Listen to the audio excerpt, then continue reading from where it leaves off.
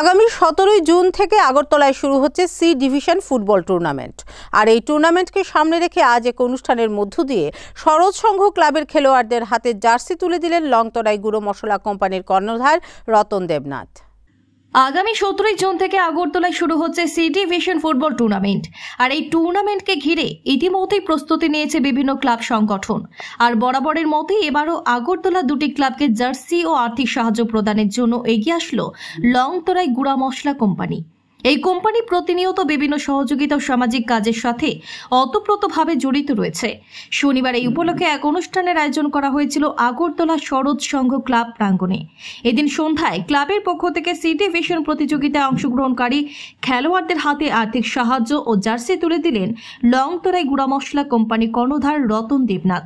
এদিনের অনুষ্ঠানে কোম্পানি কর্ণধার ছাড়াও ক্লাব কর্মকর্তারা উপস্থিত ছিলেন। আপনারা জানেন যে লংতরাই বিভিন্ন সামাজিক কর্মকাণ্ডের সঙ্গে আমরা বিভিন্নভাবে যুক্ত থাকি। তারই পরিপ্রেক্ষিতে আমাদের এই সি ডিভিশন খেলাতে আগরতলা দুইটি ক্লাব আমাদের কাছে স্পন্সরশিপের জন্য আবেদন করেছে। আজকে আমরা এই সরোজ সংঘের ক্লাব প্রাঙ্গণে আজকে সেই স্পন্সরশিপের শুভ সূচনা করছি আমরা।